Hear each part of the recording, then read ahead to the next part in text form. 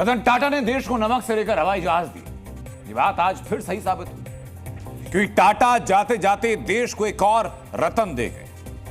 आज पीएम मोदी ने गुजरात के वडोदरा में स्पेनिश पीएम पेड्रो सांचेज के साथ टाटा एडवांस सिस्टम लिमिटेड परिसर में टाटा एयरक्राफ्ट कॉम्प्लेक्स का उद्घाटन किया। ये उसी दौरान की तस्वीरें हैं।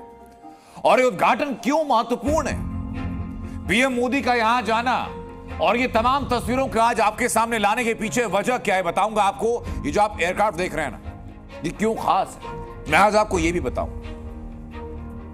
क्योंकि इसी मैन्युफैक्चरिंग फैसिलिटी में अब 40 C-295 मिलिट्री प्लेन बनेंगे जो आपके सामने। ऐसे 40 प्लेन बनने जा रहे हैं। इन एयरक्राफ्ट के प्रोडक्शन से लेकर के असेंबली हो, टेस्टिंग हो, चाहे डिलीवरी हो और मेंटेनेंस हो, यानी पूरा जो इकोसिस्टम है वो यहीं पर तैयार हो चुका है। ये हर हिंदुस्तानी के लिए गर्व की बात है। अब मैं आपको इसकी डिटेल जरा बताता हूं कि इसकी डिटेलिंग क्या है। अब जरा समझिए आप। 2021 में भारत और स्पेन के बीच 56 C-295 एयरक्राफ्ट के लिए 21,935 करोड़ रुपए की टाटा एयरबस प्रोजेक्ट के तहत डील हुई। इस समझौते के तहत पहले 16 विमान स्पेन से आएंगे, इसमें 6 विमान आ चुके हैं।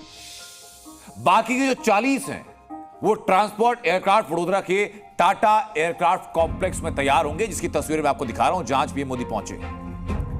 और ये देश के इतिहास में पहली बार है जब फाइनल असेंबली लाइन यानी FAL के जरिए आर्मी के लिए विमान बनाए जाएंगे, देश के अंदर बनाए जाएंगे।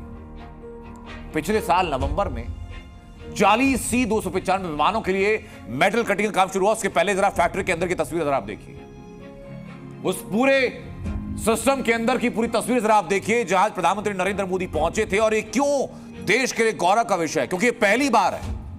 ये पहली बार है जब कोई निजी कंपनी भारत के अंदर मिलिट्री एयरक्राफ्ट बनाएगी। अपने आप में इतिहास रच दिया गया। यानी टाटा ने अपने जीवन के रहते जो किया, मरणोपरांत उनके सपने साकार हो रहे हैं और अपने पूरे देश को गौरव दे रहे हैं। वडोदरा में टाटा एयरक्राफ्ट कॉम्प्लेक्स के उद्घाटन के साथ इसी साल से C-295 विमान बनाने का काम भी शुरू हो जाएगा। पहला एयरक्राफ्ट 2026 तक डिलीवर होने की उम्मीद है। 2031 तक भारत में बनने वाले सभी 40 एयरक्राफ्ट पूरे हो जाएंगे और डिलीवर हो जाएंगे, ये प्लान है। और आज पीएम मोदी ने कहा भी कि एक बार फिर उन्होंने रतन टाटा को याद किया और कहा कि अगर वो आज हमारे बीच होते तो और ज्यादा खुशी होती। सुनिए जरा। कुछ समय पहले ही हमने देश के महान सपूत रतन टाटा जी को खोया है। रतन टाटा जी आज अगर हमारे बीच होते तो शायद सर्वाधिक खुशी उनको मिलती, लेकिन उनकी आत्मा जहां भी होगी वो आज प्रसन्नता का अनुभव करते होंगे।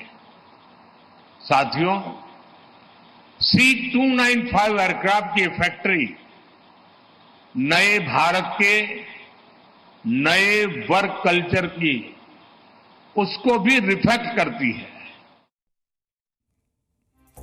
टाटा ने आजाद भारत की पहली एयरलाइंस दी और अब पहली बार देश में टाटा ग्रुप मिलिट्री प्लेन बनाएगा। टाटा और एयरबस की जुगलबंदी से डिफेंस मैन्युफैक्चरिंग में भारत को पूरे विश्व में एक नई पहचान मिलेगी।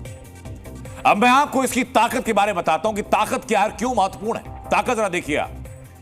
C-295 एक मीडियम साइज का सैन्य विमान है। ये 2 पायलट उड़ाते हैं। इसमें 73 सैनिक या 48 पैराट्रूपर्स बैठ सकते हैं। स्पीड 482 किलोमीटर प्रति घंटे तक हो सकती है और लगभग 9,500 किलोग्राम ही वजन उठा सकता है। इसकी लंबाई लगभग 80 फीट, विंग स्पैन लगभग 84 फीट के आसपास। यह 13,533 फीट की ऊंचाई तक आसानी से उड़ान भर सकता है। 844 मीटर से 934 मीटर लंबे रनवे से यह आसानी से उड़ान भर सकता है। नहीं, इसे बहुत ज्यादा लंबा रनवे नहीं चाहिए होगा, छोटे रनवे से आराम से उड़ान भर सकता है। जो बाकी विमानों की तुलना में इस विमान का टेक ऑफ टाइम भी बहुत कम है। 800 किलो तक के हथियार ले जाने में सक्षम है।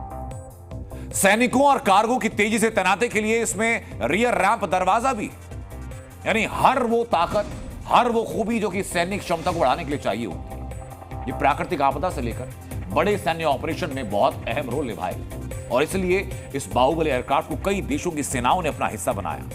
लेकिन अब यह विमान भारत में बनेगा जो कि मेक इन इंडिया मंत्र के साथ मेक फॉर ग्लोब के मंत्र को साकार करने जा रहा है। जी न्यूज।